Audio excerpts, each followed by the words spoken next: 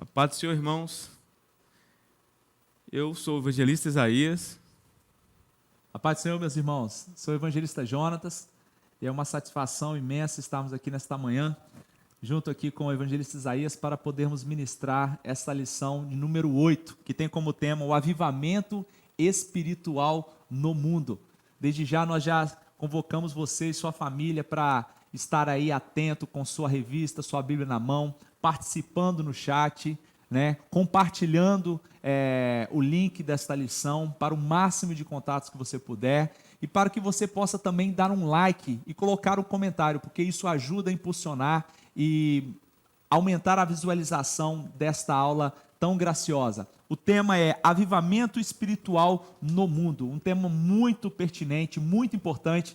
É uma lição, né, evangelista Isaías, que toca muito aos nossos corações. Sim. É um tema em que eu, particularmente, Deus tem falado muito comigo, né? Eu tenho essa necessidade, creio que todos nós necessitamos desse avivamento, né, evangelista Isaías? Algo muito importante, é algo que nós não devemos apenas estudar sobre, mas desejar viver esse avivamento. Amém. Vamos fazer uma oração no momento, para a gente poder estar iniciando a lição. Então vamos orar. Pai, te damos graça por este momento maravilhoso. Aqui estamos, ó Deus, em sua presença. Nossa. Que a sua graça, Senhor, possa fluir, ó Deus, em nossas vidas. Que não sejamos apenas, ó Pai, estudantes deste assunto, mas que possamos ser participantes, ó Pai, deste avivamento que o Senhor deseja, ó Pai, derramar no mundo nesses últimos dias, Senhor. Ó Deus, faça as suas obras poderosas em nosso coração. Que o Senhor possa alcançar o objetivo que o Senhor planejou, ó Deus, alcançar através dessa lição. Que sejamos apenas canais pelos quais o Senhor possa, ó Deus, levar a sua palavra ao coração do seu povo. Nós te glorificamos por tudo, Pai, em nome de Jesus Cristo. Amém. Amém. Meus irmãos, vamos então chamar aqui o quadro da família firmada na palavra. Roda aí, irmã Amanda. Pai do Senhor, irmãos, tudo bem? Meu nome é Bruno, esse é meu filho Paulo, essa é minha esposa Débora. Nós temos mais um filhinho chamado Apolo. Nós estamos saindo do ensaio agora, né? Estamos gravando. Saímos do ensaio do coral. O Apolo, infelizmente, dormiu, não está aqui. Mas nós estamos aqui para o quadro... Família firmada na palavra. Família firmada. E como a leitura é do trimestre é Aviva a tua obra, família firmada e avivada. Avivada, glória a Deus. Então, uma família avivada na palavra do Senhor. Amém. Então, você vai fazer a leitura textual, Débora? Amém. Amém. Texto áureo de hoje se encontra em Ezequiel 47:5. E mediu mais 1000, e era um ribeiro, que eu não podia atravessar, porque as águas eram profundas, águas que se deviam passar a nado, ribeiro pelo qual não se podia passar. Ezequiel 47:5. Verdade prática.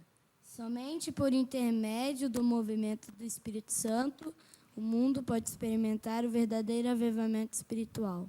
Glória a Deus. Glória a Deus. Então vamos para a nossa leitura bíblica em classe, que está em Ezequiel 37:7 até o versículo 10, e depois Ezequiel 47, do versículo 1 ao 5 e o versículo 9.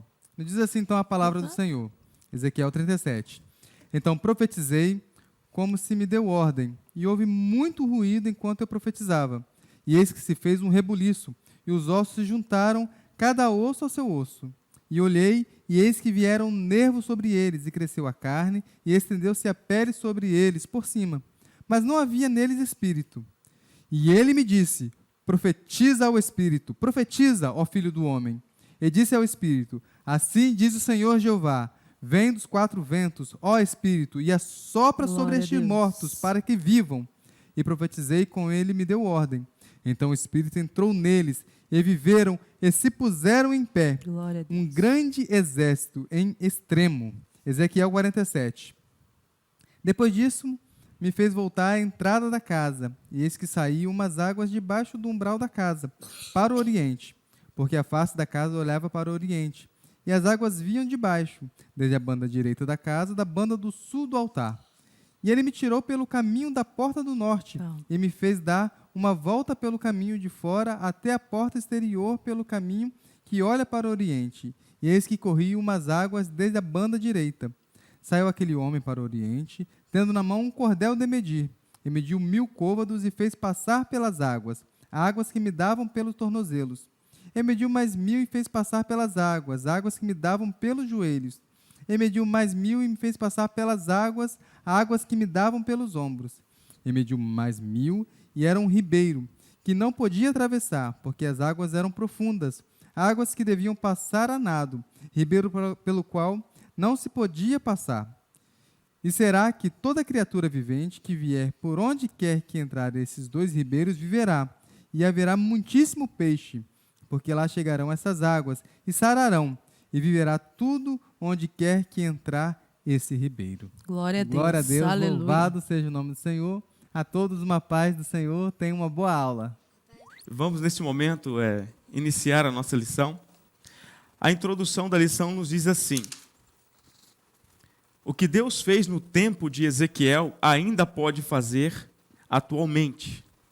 Ele produziu avivamento em várias partes do mundo, notadamente nos séculos 18 e 19. No século 20, também contemplamos um grande avivamento por intermédio do movimento pentecostal. Cremos que antes da vinda de Cristo, para arrebatar a sua igreja, Deus pode despertar um grande avivamento mundial. Eu creio que Deus já está despertando esse avivamento. Amém, também. Sabe? Eu tenho esta convicção, eu posso perceber isso. Nós temos ouvido muito falar sobre isso, e os avivalistas dos nossos dias têm pregado sobre este assunto, e o Espírito Santo ele tem acendiado alguns corações nesse tempo, ele tem chamado alguns homens para viver e experimentar isso, porque antes deste avivamento mundial que nós esperamos, nós precisamos viver um avivamento pessoal. É verdade, evangelista. Eu me lembro aqui que nas últimas vindas aqui do pastor Hernani, nas ministrações que ele tem feito, ele tem sempre falado, e também em seus livros, que nós estamos prestes a viver o último e grande avivamento. Glória a Deus. Ele vai ser o mais curto, porém o mais poderoso avivamento. Glória a Deus. Então nós devemos ansiar, desejar por Glória a esse avivamento. Não é à toa que Deus está despertando nós por meio da lição da IBD, dessas lições maravilhosas desse trimestre, como de todas as outras que temos estudado, as pregações dos nossos pastores, todo ensinamento, todos eventos e programações, o projeto Resgate, que está iniciando aí com foco em ganhar almas. Isso faz parte de uma igreja que está sendo avivada. Então vamos juntos. Vamos clamar ao Senhor, buscar por este grande e último avivamento. Ninguém pode ficar de fora, irmãos, porque a igreja de Cristo deve desejar esse avivamento que antecede a vinda do nosso Salvador Jesus. Nessa lição, a partir de Ezequiel 37 e 47, nós vamos estudar os avivamentos espirituais que ocorreram no mundo. O objetivo principal do estudo deste assunto deve promover em nós um grande despertamento. É como eu já falei, nós precisamos viver isso, nós precisamos desejar este avivamento. Então Deus deseja avivar homens, para depois avivar uma comunidade toda. Ele deseja avivar indivíduos, né? Então que nós desejamos este avivamento pessoalmente, vamos buscá-lo com todo o nosso coração. Amém. Vamos então aí ao nosso primeiro tópico da lição, que diz o avivamento no tempo de Ezequiel. E o primeiro ponto ele vai dizer assim: calamidade e restauração de Israel. Meus amados, nós temos aí então como pano de fundo o contexto em que o povo de Israel está numa condição moral, espiritual depravada. Deus está extremamente irado com o seu povo. Por quê? Porque o povo dele estava traindo, estava adulterando com outros ídolos. O povo estava extremamente afundados na idolatria, evangelista. Então Deus, ele vem aqui, por meio de Ezequiel, neste capítulo, dar um aviso ao seu povo. Aqui ele usa o termo que ele vem alertar. Ele vem alertar o povo para que o povo despertasse. Por quê? Do contrário, se não houvesse um arrependimento genuíno, Deus viria com o seu juízo sobre o seu povo. E aqui nós aprendemos, irmãos, que Deus, ele sempre antes de enviar o juízo, ele dá alertas. Isso. Ele avisa. Ele dá uma chance. Ele dá uma segunda chance. Por quê? Porque o nosso Deus, ele é misericordioso, ele é longânimo. A sua paciência é longa, mas tem um limite também. Então, o limite de Deus com o povo dele estava chegando ao fim, né? Então, Deus aqui vai por meio de Ezequiel. E é interessante que aqui vai falar, por causa do amor ao nome dele, pelo zelo do nome de Deus, que Deus ele vem alertar o seu povo por conta da condição espiritual e moral que eles estavam, que desagradava a Deus. E aí nós vemos alguns textos bíblicos que vai falar dessa misericórdia, dessa paciência de Deus para com o seu povo, e podemos aplicar nós hoje também, evangelista. Isso. Porque Deus ele está alertando o seu povo continuamente, a cada sermão, a cada EBD, a cada exortação, a cada palavra, em cada culto, nós estamos sendo alertados, estamos sendo despertados ao arrependimento. De Neemias 9,31 diz assim: mas pela tua grande misericórdia os não destruíste nem desamparaste, porque tu és um Deus clemente e misericordioso. E eu encerro aqui com Joel 2,13, que diz assim: e rasgai o vosso coração e não as vossas vestes. Ou seja, clamando o povo para um arrependimento de dentro para fora, uma mudança interior, uma metanoia, né? E convertei-vos ao Senhor vosso Deus, porque Ele é misericordioso e compassivo e tardio em irar-se, meus irmãos, e grande em benignidade e se arrepende do mal. Portanto, Deus ama cada um de nós. Deus ama a nação de Israel. Deus amava e ama este povo a qual ele estava alertando por meio de Ezequiel e nos alerta hoje também, para que nós possamos rever o nosso evangelho, abandonar os diversos ídolos que nós criamos em nosso coração, ídolos esses que às vezes são nossos próprios familiares, às vezes nossos filhos são ídolos em nossa vida, às vezes a nossa carreira profissional, às vezes o nosso status, até a nossa posição ministerial. Então, que Deus tenha misericórdia de nós e que esse aviso, né, de Deus por meio dos seus profetas atualmente venha nos quebrantar, venha nos trazer ao arrependimento, que nós possamos ouvir a voz de Deus por meio dos seus profetas hoje, para que ele não venha com juízo sobre nós, porque ele é um Deus misericordioso e longânimo. É bom lembrarmos também que quando fala de avivamento, né? Então, ou seja, algo está morto, né? Então, ou seja, Deus, quando ele vem, os avivamentos, quando vieram, não vem num tempo bom, áureo da igreja. Verdade. Vem num tempo de calamidade, Tempo onde de havia sequidão, apostasia. né? De morte, sequidão. Na nação de Israel, o povo era um tempo deplorável. A cidade estava arruinada, o povo estava sem esperança por causa dos seus pecados. Eles se afastaram de Deus, veio o juízo de Deus sobre eles, e depois, por misericórdia, aqueles que se voltaram para Deus, se arrependeram dos seus pecados, o povo estava literalmente morto. E o segundo ponto que nós vamos agora tratar aqui, retrata Exatamente isso de uma forma maravilhosa, que é um vale de ossos secos, é o segundo ponto da lição.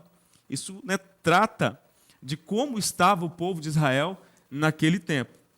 O profeta Ezequiel foi um grande porta-voz da restauração de Deus ao povo de Israel.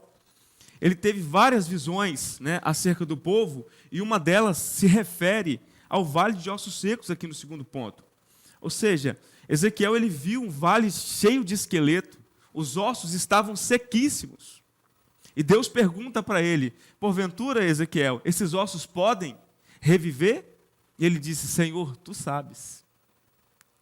Tu sabes.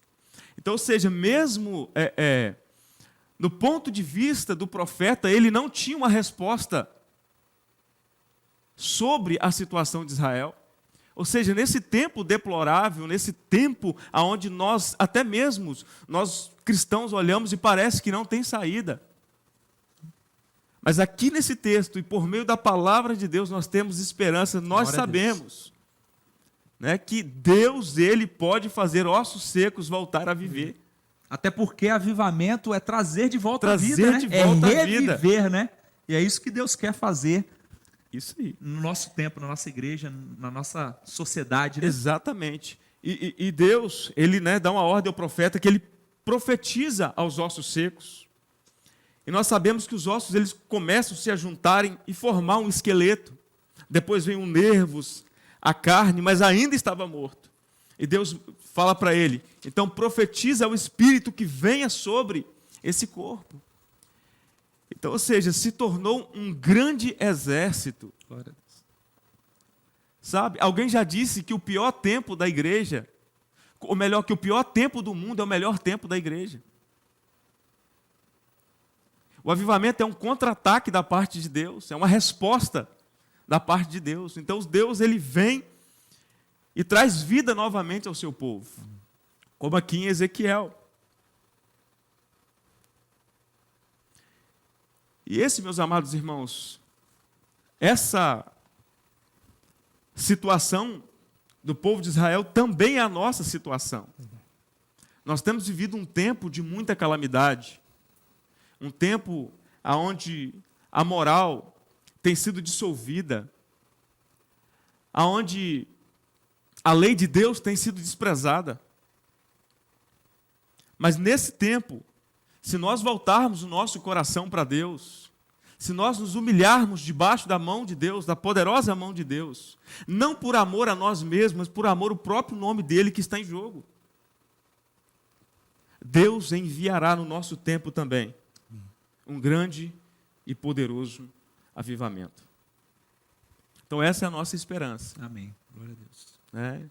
Embora nesse tempo, e principalmente muitas pessoas têm estado sem esperança por causa dos últimos acontecimentos, tem muitos cristãos que estão até mesmo sem esperança. Mas aqui eu quero trazer uma palavra de esperança ao seu coração. Se volte para Deus. Amém. Glória a Deus. No tempo de Ezequiel, nem ele mesmo, quando Deus pergunta para ele, ele não arriscou em trazer uma resposta, uma solução. Ele não tinha uma solução. Mas se os nossos olhos se voltarem para Deus, se nós nos humilharmos debaixo da poderosa mão de Deus, Deus sim derramará no nosso tempo um grande e poderoso avivamento. Deus vai trazer vida aos ossos secos outra vez. Então essa é a nossa esperança. Amém. Essa é a nossa esperança, por amor do próprio nome dele. Ele sim enviará um grande e poderoso avivamento. Glória a Deus. Amém, glória a Deus. Evangelista, me chama a atenção aqui na leitura desse texto que quando acontece o avivamento é impossível não haver barulho, né? Porque quando os ossos começam a se juntar, ocorre um barulho, né?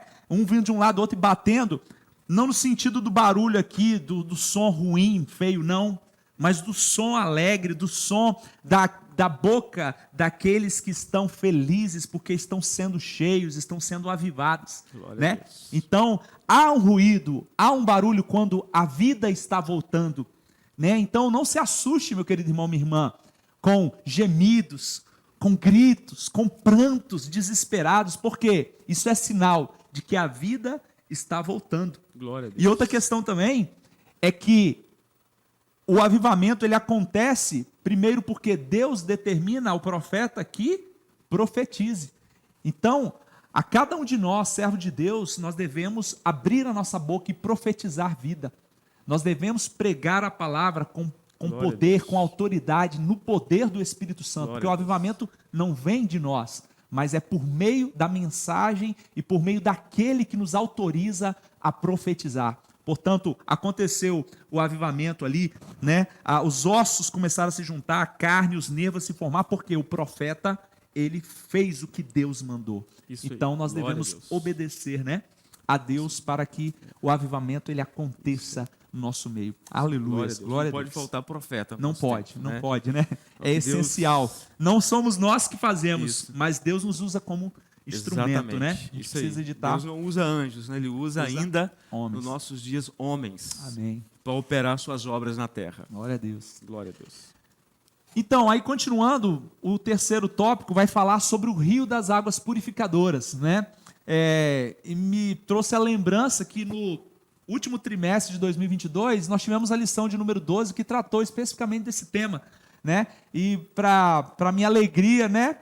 privilégio, eu tive a oportunidade de ministrar essa lição com o pastor Elias, foi muito gracioso. E, novamente, aqui, de uma forma bem resumida, nós vamos falar desse tema aqui, evangelista. Você pode ficar à vontade também aí contribuir neste ponto, né? Onde, no capítulo agora 47 de Ezequiel, Deus vai dar a ele uma visão, e onde haverá um rio de água fluindo diretamente do trono de Deus. Então a fonte, a origem é o trono de Deus, do templo de Deus. E esse contexto aqui, nós bem ressaltamos nessa lição que foi tratado, não é o templo da Nova Jerusalém, no Novo Céu e Nova Terra, é no milênio, né? Então, é no milênio que isso vai acontecer, quando Deus vai estar ali, Jesus vai estar reinando junto com a igreja no milênio. E aí desse templo de Deus, do trono de Deus, vai fluir um rio de águas vivas. E aí, por meio de um homem que aqui é tratado, né, ou chamado aqui como o guia, o Cicerone, é aquela pessoa que vai conduzindo Ezequiel por meio desse rio, vai levando ele cada vez a pontos mais fundos, mais profundos, a uma distância mais longe. Esse guia, né, até na leitura recente de Mateus, me chamou a atenção porque esse nome guia é dado ao próprio Jesus, o guia de Israel, né? Então, nós temos Deus no seu trono fazendo fluir esta água, esse rio que é o Espírito Santo, e temos o guia, que é a figura aí de Cristo, que é quem vai conduzir, né, Ezequiel, e é quem nos conduz por essas águas profundas. E aí, então, nós vamos ver que esse guia, esse condutor, né, a espécie de um guia turístico, assim por dizer, ele vai levando Ezequiel a níveis mais profundos.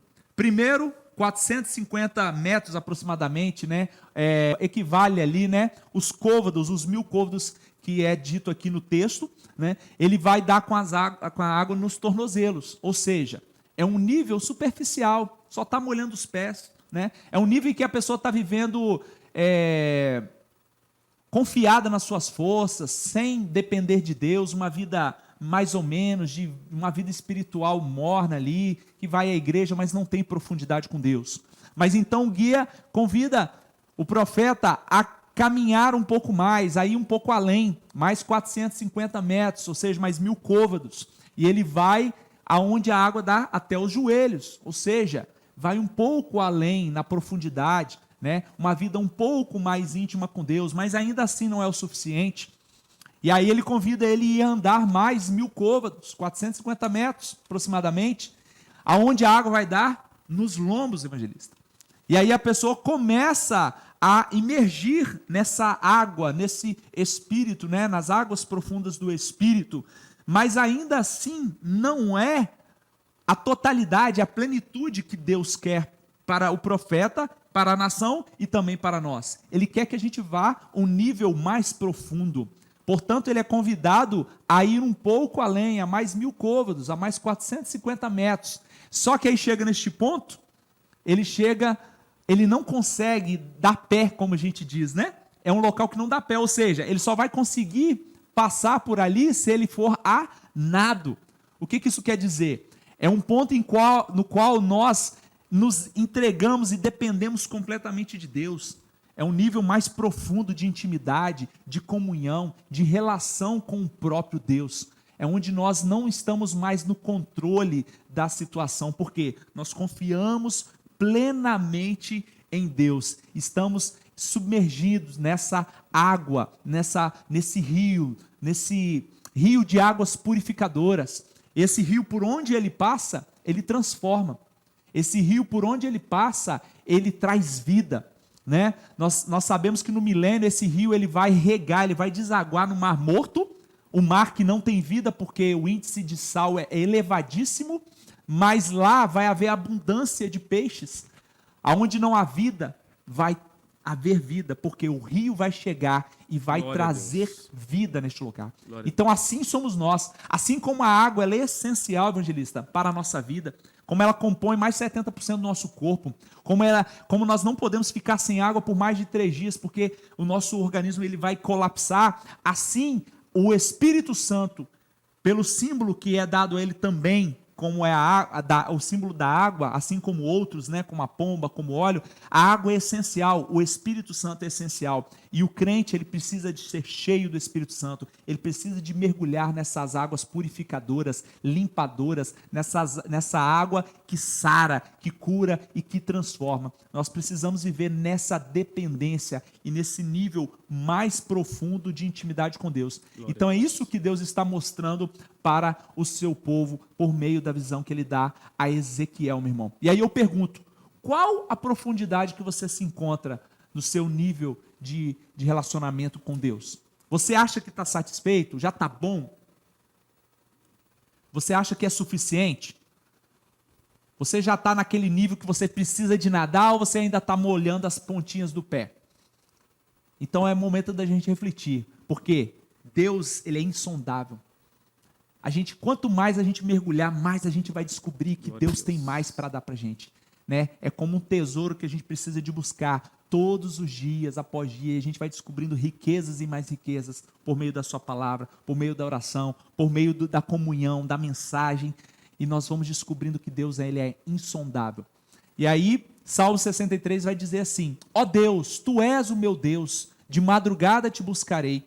A minha alma tem sede de ti, a minha carne te deseja muito em uma terra seca e cansada, onde não há água, para ver a tua fortaleza e a tua glória, como te vi no santuário, porque a tua benignidade é melhor do que a vida. Os meus lábios te louvarão. Assim eu te bendirei enquanto viver, em teu nome levantarei as minhas mãos. Que possamos estar sedentos, evangelista, de Deus. Porque só vamos receber de Deus se nós reconhecermos que nós estamos sedentos, como terra seca precisa de chuva, assim nós precisamos de Deus para receber do Espírito Santo tudo quanto Ele tem a dar a nós. Glória a Deus. Precisa desejar. Desejar, isso aí, essa palavra. Precisamos clamar. Desesperadamente. Né? Desesperadamente. Né? Como a terra seca anseia pela chuva. Como o servo anseia pelas correntes das águas. Né? Tem que ser um desespero por Deus. Isso. E quando fala do guia, né, a lição, é interessante lembrar que quando João Batista ele fala, eis o Cordeiro de Deus, né, que tira o pecado do mundo, outra parte ele diz assim, eu vos batizo com água, mas ele vos batizará com o Espírito Santo e com fogo. Amém. E Cristo diz em outra parte, eu rogarei ao Pai, né, e ele enviará o Consolador. Então é Cristo, é por meio dele. É Ele Amém. Que batiza com o Espírito Santo e com fogo. Ele tem essas águas purificadoras que traz vida para você, meu irmão. Essas águas mudam tudo que toca. Às vezes você tem passado dificuldade, tem Glória a Deus. No seu casamento, talvez você não é um pai bíblico, você não é um marido bíblico, mas quando você beber dessa água, desejar esse batismo, essas águas transformadoras, né? Que transforma tudo que toca. Aleluia. Você será outro homem, você será outra mulher, você será um outro pai, você será outro filho. Então experimente, clame por essas águas. Então Deus, essas águas estão fluindo do trono de Deus. Aleluia. Que ela possa, né, alcançar você possa mergulhar neste rio, meu irmão. Faça isso, busque a Deus. Busque Ele enquanto você pode achar. Glória a Deus. Amém, glória a Deus. Então, e aqui nós vamos para as perguntas, né, referente a esse tópico, evangelista. Glória a Deus. Primeira pergunta aí, quem é que vai fazer? É a irmã Miriam. Então vamos ouvir neste momento a irmã Miriam com a sua pergunta. Bom dia, graça e paz a todos. A minha pergunta é acerca do que o profeta Ezequiel alertou o povo. Glória a Deus. Muito obrigado, irmã Miriam, por sua pergunta. A pergunta da nossa irmã Miriam foi a respeito de que o profeta Ezequiel, a respeito de que o profeta Ezequiel alertou o povo. Minha irmã, o profeta Ezequiel alertou o povo a respeito dos duros juízos de Deus contra a desobediência e a apostasia de Israel. Está lá em Ezequiel 6, 3 ao 5, de 8, 1 e 9 e 4.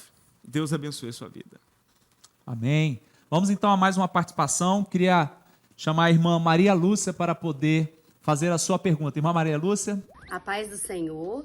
A minha pergunta hoje é: o que a visão do Vale de Ossos Secos representará? Amém. Glória a Deus. Obrigado, irmã Maria Lúcia, pela sua participação. Então vamos aqui à resposta à pergunta da irmã Maria Lúcia. O que a visão no Vale de Ossos Secos representava? Esta visão, então, representava o estado espiritual do povo de Israel.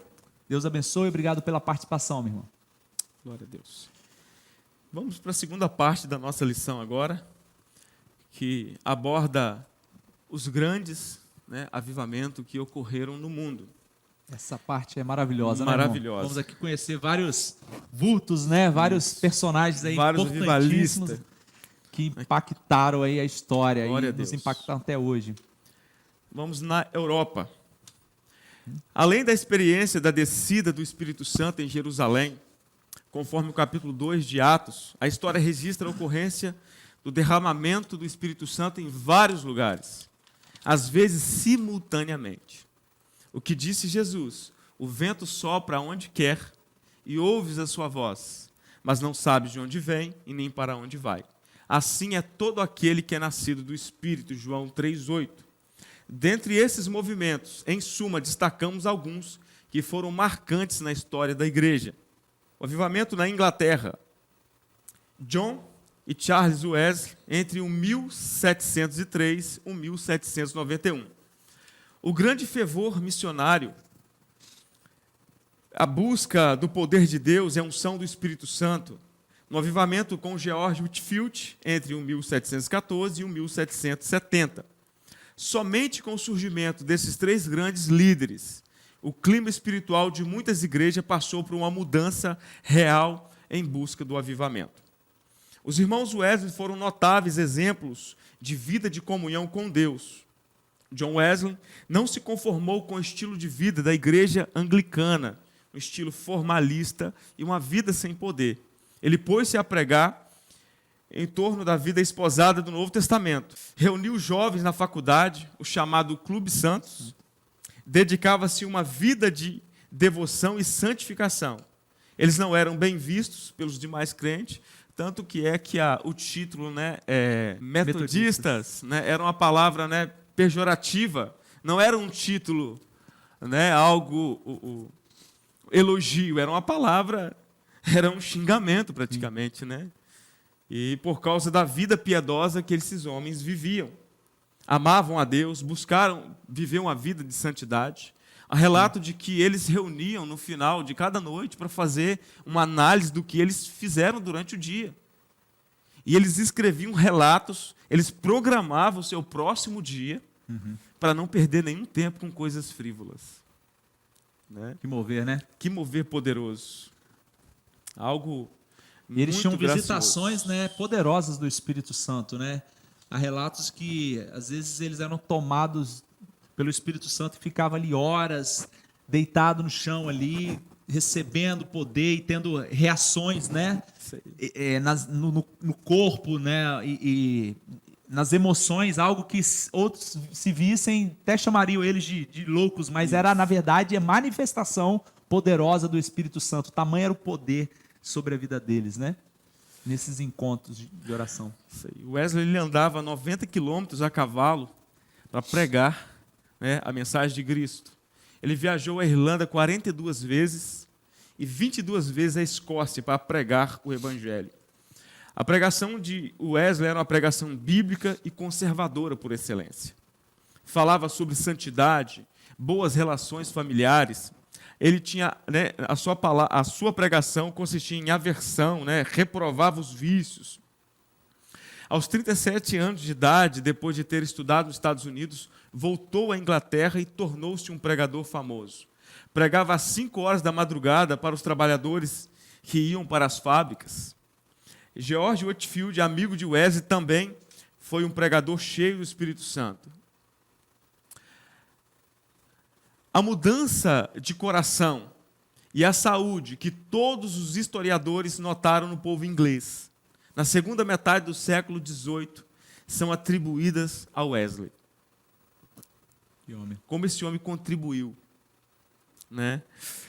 Ainda que os membros de suas sociedades não excedessem a 130 mil em sua vida, era uma unidade influente em cada cidade e aldeia. sendo os membros arrolados principalmente de trabalhadores e pequenos comerciantes. Sua influência sobre os membros mais judiciosos da organização religiosas mais antigas tornou-se muito maior quando notaram que os metodistas não eram fanáticos desequilibrados, mas geralmente se encontravam do lado dos anjos. Olha o título. Do lado também dos maiores profetas da Reforma, Lutero e Calvino. Glover, um notável catedrático batista da Universidade de Cambridge, coloca Wesley com Paulo, Agostinho e Lutero como um dos 4 intelectuais, mediante o qual Deus transformou o coração da cristandade nos 2 lados do Atlântico. Evangelista, então a gente pode afirmar, sem sombra de dúvidas, que John Wesley foi o personagem dos últimos séculos mais importantes, que influenciou e colhemos frutos e benefícios da vida piedosa e da pregação dele, certo? Isso. Não tem outro homem que contribuiu mais, né, para o Ocidente do que John Wesley. Um homem que teve uma influência extraordinária. Nós hoje, né, devemos muito a esse homem.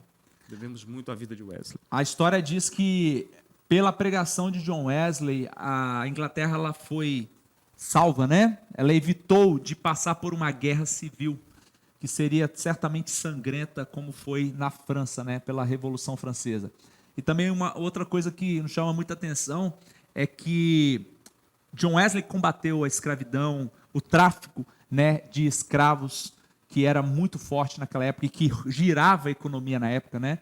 Então, a pregação de John Wesley contribuiu, né, para quebrar esse ciclo, né, maldito da escravidão. E isso, como efeito dominó, nos séculos seguintes e nos países, no mundo todo, foi havendo, né, um desfecho positivo para que a escravidão ela fosse quebrada, né? Acabasse. Glória a Deus, então, pela vida de John Wesley, né? E por esses jovens que começaram esse movimento, esse movimento de Deus trouxe. Glória a Deus. Amém. Glória a Deus. Também na Alemanha, por volta de 1720, o conde Zinzendorf liderou os morávios num verdadeiro fervor missionário que espalhou pelo continente e chegou à América. A sua ênfase na religião do coração levou os fiéis desde atitudes infantis a um grande despertamento a buscar o poder de Deus, principalmente voltado, né, para as missões transculturais. Glória a Deus. Fantástico. Um grande legado, né, algo que foi muito poderoso na vida dos moravianos, que eles iniciaram, né, ali em 1727, o avivamento foi tão poderoso que eles iniciaram uma oração, né, um movimento de oração que durou por 100 anos, ininterruptamente. Glória a Deus. Veja que fantástico, né? Então, certamente, disso aí, Deus deu muitos frutos, né? Como missionários que foram enviados para todas as partes do mundo, América Central, África, Ásia, né? Tinha lugares, evangelista, irmãos, que não tinha como pregar o evangelho, porque não era aberto de forma alguma. As pessoas, se elas chegassem lá, elas seriam mortas. Mas, estrategicamente, jovens, prestem atenção, se entregaram literalmente por amor à obra de Deus, se venderam como escravos, porque essa era a única forma deles chegarem a determinadas civilizações. Então, há relato de jovens que se despediram das suas famílias, tinham tudo que poderiam ter um jovem hoje, e eles abriram mão da vida deles para se vender como escravos, para naquelas civilizações, né, poder pregar o evangelho de Jesus Cristo. Isso que é amor à obra, né? Isso que é renunciar a si mesmo e em amor, né, a Deus e às almas. Então, o movimento moraviano, irmãos, grave isso, foi algo que também foi extremamente importante, esse avivamento que aconteceu com esses irmãos, né, quando teve uma influência muito forte nas missões mundiais. Amém? Isso. E também, evangelista, na vida de Wesley. Vida de Wesley, né? Conta pra gente aí, o que os moravianos influenciaram na vida de Wesley? A experiência, né, que John Wesley teve quando ele ia para a Geórgia, né, o contato que ele teve no navio, né, com os moravianos, ali diante de uma grande tempestade, né? O próprio comandante do navio, os marinheiros estavam desesperados, era algo de proporção, né? Era algo assim que não era comum, né? Não era uma tempestade qualquer, ver a preocupação, né? do comandante era do certo navio. que ia naufragar ali, né? Exatamente. E quando John Wesley, preocupado com aquilo, com medo de morrer, ele olhou, viu os moravianos reunidos, cantando alegres, serenos, seguros, firmes. Ele ficou impressionado, né, com esta atitude dos moravianos. Né? Então, isso marcou muito a vida de Wesley, né, porque ele viu a serenidade daquele povo, ele quis conhecer mais sobre eles, né? E depois, nas suas reuniões, as experiências que o Wesley teve, né, nas reuniões junto com eles ali, nos seus cultos ali, então foi algo que muito marcou a vida de Wesley. E também tem um relato assim muito extraordinário quando fala dos 2 jovens que se venderam como escravos. E os parentes, os amigos, né, tentando persuadi-los a não fazer isso. E eles, quando se distanciaram, né, da praia, a relato que eles, né, gritaram e dizendo que o cordeiro receba a recompensa por seu sacrifício. Glória a Deus. Que coisa assim, né? Impactante, maravilhosa, né? que isso possa influenciar as nossas vidas, né, de tal forma. Sim. Glória a Deus. Amém. E aí continua na Europa, né, evangelista? No país de Gales, né? No país de Gales. Com Evan Roberts. Exatamente. Né? Outro jovem aí. 1891, Evan Roberts, um adolescente de 13 anos, sentiu a necessidade de um avivamento na sua vida e na sua terra. Ele reuniu os seus colegas e falou-lhes, né, a visão que Deus havia dado a ele. Isso havia dado ele no domingo, dia 30 de outubro de 1904.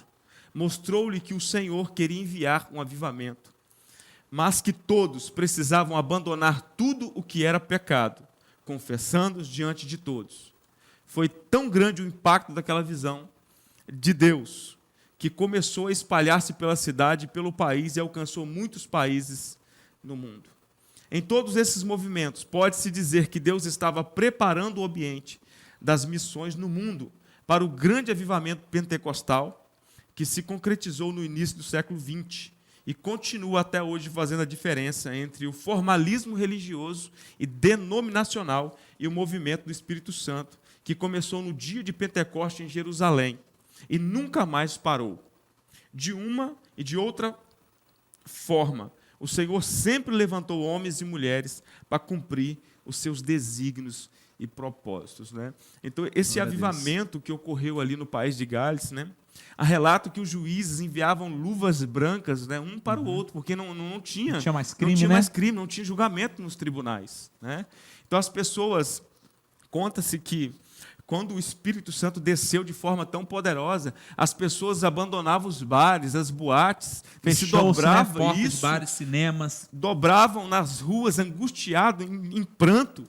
Os cultos aconteciam dia e noite. Então, ou seja, a população de 100 mil habitantes, o país inteiro foi alcançado por este avivamento. Notícia em jornal era esse avivamento, era esse né? avivamento. Que tremendo. Um garoto de 13 anos, né, que Deus desperta para promover a mudança de uma nação. Como o pastor diz, né?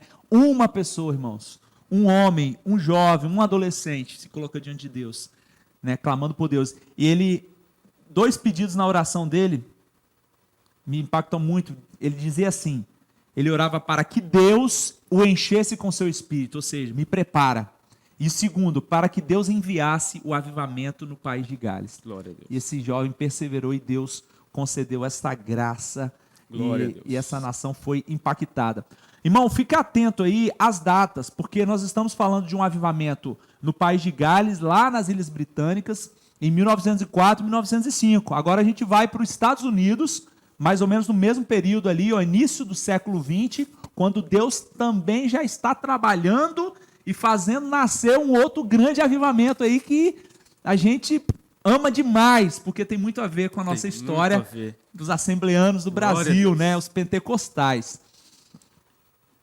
Então, continuando aí, o ponto 2, vamos para os Estados Unidos.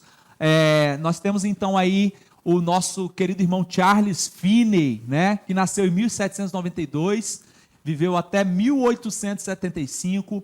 Ele ainda quando jovem, né, formou-se em advocacia, então ele estudava e já tinha seu escritório de advocacia, então um jovem intelectual dedicado aos estudos, porém ele ainda não era convertido, né? Teve um encontro com Deus, entendeu a necessidade de buscar a Deus através da oração e da leitura da palavra. Ele teve um encontro com Deus, ele queria mais de Deus e buscou a Deus incessantemente, né? Ele foi até um canto, uma floresta, até encontrar Deus se derramando diante da presença de Deus, até que Deus começou a encher ele do Espírito Santo. E ali ele começou, no seu escritório mesmo, evangelista, e começou a ler a palavra, a orar. No início ele tinha vergonha, né? Quando chegava alguém, ele tampava a Bíblia com algum outro livro, porque ele ainda tinha vergonha de mostrar que ele era um cristão. E as suas origens eram origem, né, presbiteriana. Então, inicialmente, ele era de uma visão calvinista, conservadora, mas depois Deus vai enchendo ele e ele vai começar a pregar de forma poderosa nas indústrias, né? Há relatos de que Charles Finney, irmãos, quando ele chegava no local, só de olhar para as pessoas, muitas delas já tremiam e começavam a chorar. Tamanho era o quebrantamento que acontecia no ambiente. Era um homem poderoso, um homem de oração, um homem que focava no batismo com o Espírito Santo, no arrependimento dos pecados, e muitas almas foram ganhas para Cristo. Em apenas um curto período de tempo, mais de 100 mil almas foram levadas a Cristo através da mensagem de Charles Finney. E aqui há uma observação importante, evangelista, porque Charles Finney, ele, na atualidade, infelizmente, ele é muito criticado por alguns dos nossos irmãos, né? Por conta da sua teologia arminiana, por conta do apelo, do chamar as pessoas à frente, aquilo que nós cremos e fazemos hoje. Por quê? A gente precisa de dar oportunidade à pessoa, dela vir à frente e se manifestar. Então isso é uma herança do nosso irmão Finney. Isso é positivo. Infelizmente há muitas críticas, mas nós reprovamos isso e nós temos esta prática de crer que nós precisamos chamar o pecador ao arrependimento para que ele se manifeste publicamente, receba a oração, para que ele levante a sua mão, como é feito hoje, e graças a Deus temos tido muitas pessoas se rendendo a Cristo. Na sua vida, né, de pregação, sua vida ministerial, Finney ganhou mais de 250 mil almas, meus irmãos. E ele era um homem poderoso na pregação e na palavra. Aonde ele chegava, as pessoas elas se derramavam, porque tamanha era a presença de Deus na vida deste homem. E há um dado importantíssimo também, comparativo, né, um estudo comparativo, dizendo que, por meio da mensagem de Charles Finney, daqueles que se convertiam, 85% permaneciam firmes na presença de Deus. Glória a Deus. Já de outros pregadores da época, também pregadores eloquentes e conhecidos, 75% se desviavam. Então, meus irmãos, olha só, a mesma mensagem, porém, a diferença que faz um homem cheio do Espírito Santo, com uma visão teológica bíblica, olha só o efeito que faz na vida das pessoas. Não é um efeito passageiro, mas é um efeito perene, contínuo. Então, a maioria das pessoas que se convertiam por meio da pregação, através da vida de Finney, 85% permaneciam firmes na presença de Deus. Glória a Deus. Glória a Deus. Evangelista, o grande avivamento da Rua Azusa, fala aí pra gente. Isso aí. O movimento de fé apostólica no ano de 1900, Charles Fox Parham, obreiro leigo, pregador, itinerante, cheio de amor pelo reino de Deus, ele resolveu fundar o que foi chamado de movimento de fé apostólica. Ele se sentia incomodado com a frieza espiritual das igrejas estabelecidas e fundou o movimento com o objetivo de restaurar a fé da igreja primitiva, com o propósito de preparar obreiros leigos para a evangelização. Ele fundou o Instituto Bíblico Betel, na cidade de Topeka, nos Kansas, Estados Unidos. No fim daquele ano, os alunos do Instituto começaram a estudar sobre o batismo no Espírito Santo, com base em Atos capítulo 2. Entre os alunos estava a senhora Agnes Rosman, natural de Albany, que frequentava com seus irmãos uma igreja metodista, episcopal, e mais duas amigas que frequentavam aquele instituto. Naqueles estudos sobre o batismo no Espírito Santo, Agnes sentiu-se inclinada a buscar a experiência mais profunda com Deus. E ela testemunhou que na escola de Parham, a passagem do ano de 1900, ela, mas outras pessoas ficaram orando juntas quando falou 3 palavras em outras línguas. Glória a Deus, né? É evidência. Né? Glória a Deus, glória a Deus. Então, o Parham, depois, em 1901, ele ficou conhecido pelo seu fervor, né, pela busca do poder de Deus, e ele foi convidado para pregar na cidade de Galena, após a cura milagrosa de uma senhora de nome Mary Arthur. Ali ele pregou durante vários meses, e muitos se converteram a Cristo. Alugou um salão para 2.000 pessoas sentadas e criou a Banda da Fé Apostólica, né? Formada por jovens entusiastas que viajavam tocando e desfilando pelas ruas e fazendo evangelização de casa em casa e cultos ao ar livre. Te lembra alguma Isso coisa aí, traz, evangelista? né, a lembrança desta banda, né, aqui, que Tocando ao ar de livre. jovens tocando ao ar livre, fazendo evangelismo. Lembra muito, né, o nosso formato de evangelismo, né? Glória a Deus. Glória a Olha aí, Deus ó. por isso, por esta graça. A gente vê que não Não é foi uma coisa coincidência, inventada. não, né? Vê que o nosso formato de evangelismo não é algo inventado. É algo que o Espírito Santo, né, já usou no Lá passado. atrás. Né? Glória a Deus. Quando eu me deparei com este relato, fiquei muito maravilhado, né? Vendo isso aqui, que aquilo que o Espírito Santo usou lá, ele também está usando no presente Deu tempo. a mesma né? direção, né? Glória a Deus.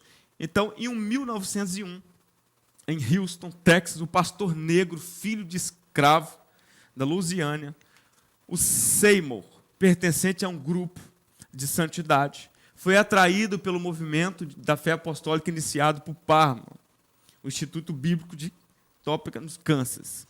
Ali foi batizado com o Espírito Santo, com evidências no falar em línguas. Né? Então, este ano, o ano de 1901, é considerado o ano inicial do movimento moderno pentecostal. O avivamento de Azusa, as reuniões na Bonnie Brae Street atraíram tantas pessoas que o prédio já não mais comportava. Aí era a casa de William Seymour, certo? Isso. Não comportava mais os que para lá se dirigiam na busca de um avivamento para suas vidas.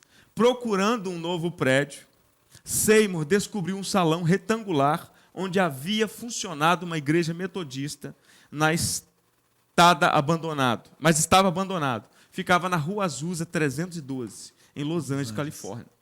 Um local mais amplo, se tornou mais adequado para as reuniões. Né? Ali, Seymour fundou a Missão Evangélica da Fé Apostólica. As pregações do Seymour eram eloquentes. Né? Ele havia sido experimentado um mover poderoso do Espírito Santo, né? No ano de 1901. Agora ele estava ali pregando com muita graça, com muito poder. Né? Ele era um homem simples, mas a unção do Espírito Santo estava sobre este homem. Então, grandes reuniões. Pessoas eram curadas, outras batizadas no Espírito Santo. O poder caiu de tal forma sobre essas pessoas que as pessoas caíam ali naquelas reuniões. Né? As pessoas eram tocadas de uma forma tão poderosa. Outras pessoas de outras denominações, né, iam para este local para conhecer este novo movimento. Então, ali, né, nós conhecemos um 1906. Né, esse grande avivamento que ocorreu ali na Rua Azusa, que espalhou para todo mundo. Né? Então, hoje nós somos frutos deste avivamento. Aleluia, glória a nossa a Deus. denominação, né, através de Daniel Berg, né, Gunaving, que chegaram aqui no Brasil. Então, nós somos herdeiros desta graça, deste mover poderoso de Deus que aconteceu, que começou ali na Rua Azusa no ano de 1906 e no século XX. Então, nós somos hoje agraciados com esta glória a Deus. Né, maravilhosa bênção de Deus. Né? Glória a Deus. Somos agraciados, né, por esse movimento que se iniciou aí nos Estados Unidos. Né? Isso. Teve um fato ali, irmão, que é muito interessante. Né? A Jenny Moore, que na época, né, era uma jovem e posteriormente ela vem se casar com o William Seymour, né, vai se tornar a esposa de William Seymour, diz que ela foi tão cheia do Espírito Santo e Deus derramou um dom gracioso na vida dela, que ela tocava piano e cantava sem nunca ter feito uma Glória aula. a Deus. Então olha só o que o poder de Deus faz, irmãos. Ele cura, Ele opera milagres, maravilhas, e Ele dá dons extraordinários às pessoas para adorar, para louvar a Deus, para pregar a palavra. E é nessa fé, né, nesse mesmo mover, nesse mesmo Deus que operou lá e que opera hoje, que nós cremos e que estamos buscando em Deus. E como você disse, né, fazemos menção aqui honrosa aos nossos pais, né, Gunnar Vingre e Daniel Berg, que foram lá conhecer esse movimento, para depois Deus enviar eles, comissioná-los para 1910, aportar aqui no Brasil, né, para poder iniciar aí o trabalho pentecostal no Brasil. Glória a Deus por a vida desses homens. Rua Azusa, William Seymour, Daniel Berg, Gunnar Vingre, Assembleia de Deus Brasil. Isso. Amém. Glória a Deus. Estamos aqui, irmãos. Glória a Deus por isso. Caminhando para o final, evangelista. Então nós vamos ver aqui no último tópico os impactos no mundo, né? Então o que esses avivamentos, irmãos, trouxeram? Na prática, o que aconteceu? O que acontece? O que aconteceu na época e vem acontecendo? Olha, nós vimos que a Inglaterra, pela pregação de Wesley, ela foi salva de uma guerra civil, que seria uma desgraça total para a Inglaterra. No Brasil, em 13/5/1888, a princesa Isabel, ela decreta a Lei Áurea, ou seja, acaba-se a escravidão no Brasil. Isso é consequência, né, da pregação do Evangelho, desses avivamentos que foram acontecendo na Europa, posteriormente nos Estados Unidos. Né? Nos Estados Unidos, as leis segregacionais elas foram derrubadas. Irmãos, pasmem vocês, os nossos irmãos tinham que se reunir separados, igreja de negro, igreja de branco. Mas o avivamento, pelo poder do Espírito, veio quebrar essa divisão, porque não pode haver divisão entre o povo de Deus. Deus não faz acepção de pessoas, né, evangelista? Isso. Ele ama brancos e negros, ele ama pobres e ricos, ele ama africanos, americanos, ocidentais, europeus, asiáticos, da mesma forma. Então, o avivamento que trouxe, o pastor Jairo tem pregado isso nesses últimos sermões aí, que o avivamento ele veio para destronar, destruir o racismo, as leis segregacionais, a escravidão. É no poder do Espírito que essas coisas são destruídas, são quebradas. Então, esses são os benefícios, né? O envio, irmãos, de dezenas e centenas e milhares de missionários por toda a parte do mundo. Todo o avivamento, ele gera conversão de almas e despertamento de jovens, de homens e mulheres dispostos a pregar o Evangelho por toda a parte do mundo, abrindo mão, né, das suas próprias vidas para viver para Cristo. E também os índices, né, de criminalidade em todos os locais, eles diminuem, há mais paz, as pessoas elas são mais quebrantadas, né? Há reconciliações. Isso são frutos desses avivamentos. Glória a Deus por isso. Glória a Deus. Vamos ver agora a geração, né, depois do avivamento. Que pena que essa chama ela não foi mantida acesa, né? Infelizmente. Infelizmente isso. Esse é o grande risco, aconteceu. Né? Então teve grandes, né, avivamentos, né, que eclodiram na Europa, nos Estados Unidos, em outras partes do mundo, provocaram muitas mudanças nas igrejas locais. Mas, infelizmente, esses vultos, esses homens, né, que foram usados poderosamente por Deus, eles passaram, morreram, né? E os seus sucessores não tiveram o mesmo interesse, o mesmo ímpeto em manter este fogo aceso, né? Na Bíblia, a lenha ela é símbolo do fogo, né? A Bíblia diz que não há fogo sem lenha. Sem lenha o fogo se apagará, Provérbios 26:20. Né? O avivamento espiritual é de Deus, é divino, mas ele não usa anjos, ele usa homens. Né? O Senhor sempre usou e quer usar homens e mulheres que se coloquem diante dele como instrumentos para esse avivamento. Então Deus ele usa pessoas.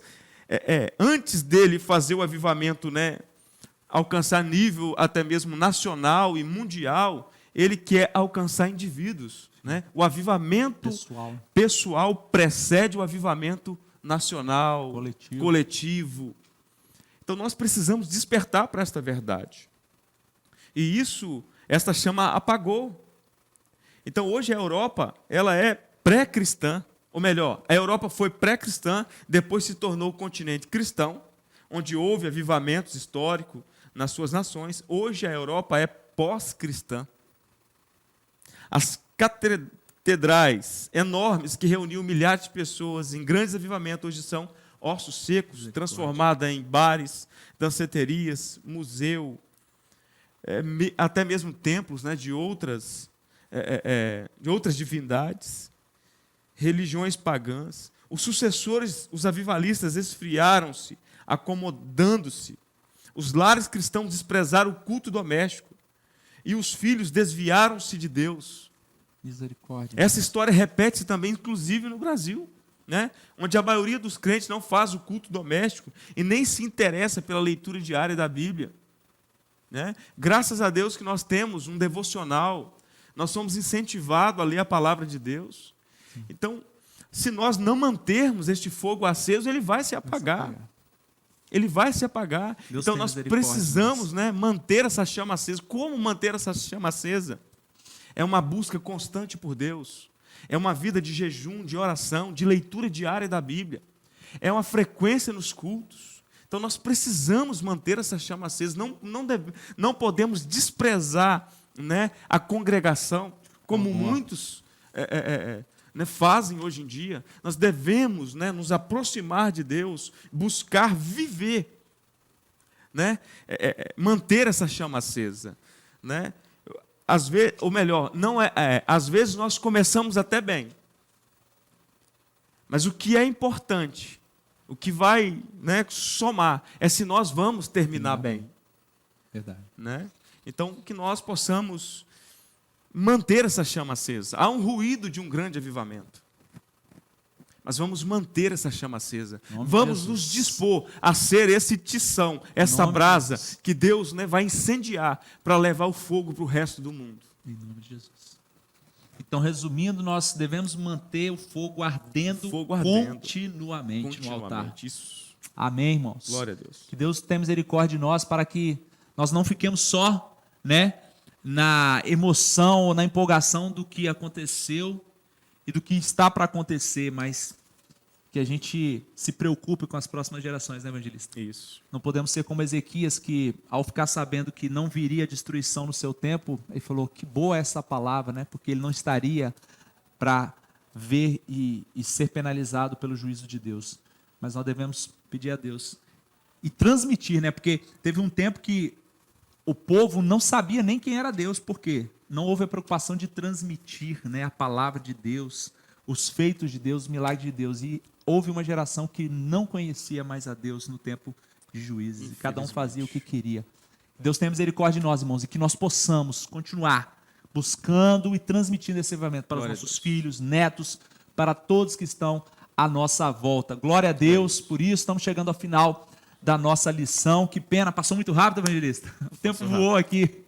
É um assunto Mas, amém, muito maravilhoso. Muito bom esse assunto. Vamos então para as perguntas aí finais. Pergunta aí número 4. Isso, a pergunta para o irmão Marcos. Então vamos ouvir o nosso irmão Marcos agora, fazendo a pergunta de número 4. Paz do Senhor a todos, irmão. A minha pergunta é para o evangelista Isaías.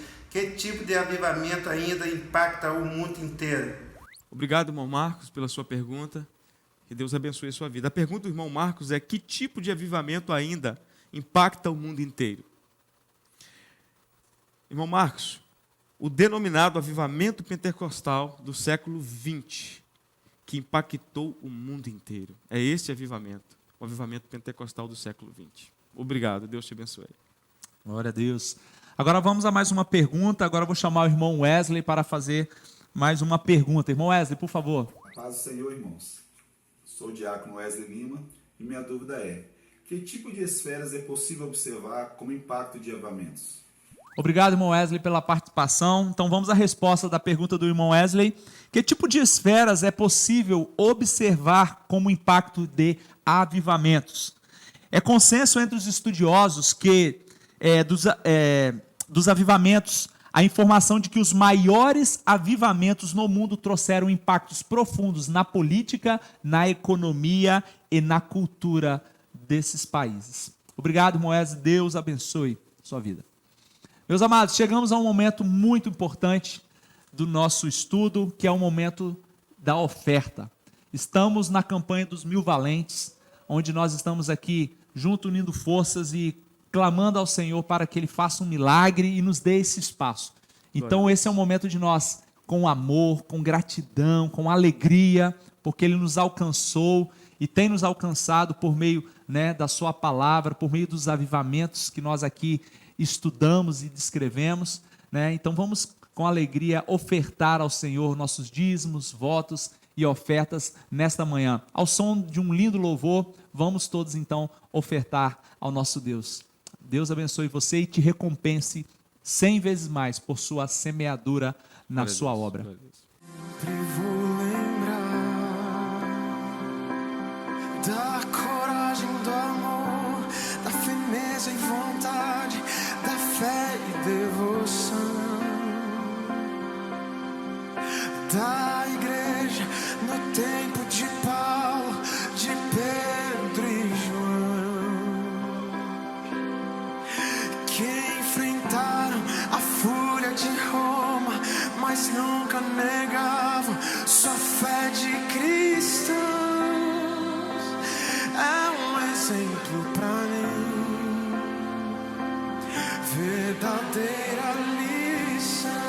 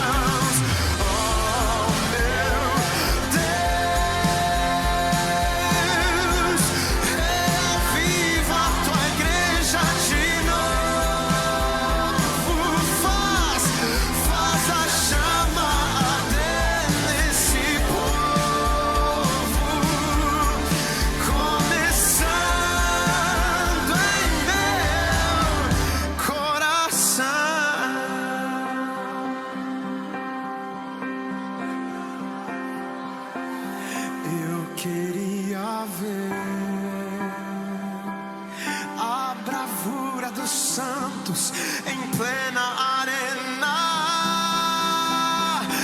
enfrentando os leões. Quanto mais a fogueira queimava, se ouvia o louvor dos nossos irmãos. Sob o sangue, tombavam nas ruas, chegavam nos céus. Irmãos, estamos chegando no final da nossa lição, na conclusão deste assunto maravilhoso. A conclusão da nossa lição diz assim: Deus deseja operar nas igrejas no mundo. Deus deseja promover um poderoso avivamento espiritual que sacuda as estruturas eclesiásticas e denominacionais. Entretanto, é preciso buscar o batismo no Espírito Santo com perseverante fervor. Que haja sinais, milagres, prodígios e maravilhas em nome de Jesus. Aleluia. Que o Santo Espírito sopre o avivamento espiritual e que o uso abundante dos dons espirituais seja real e abundante em nossos cultos. Amém. Deus abençoe a sua vida.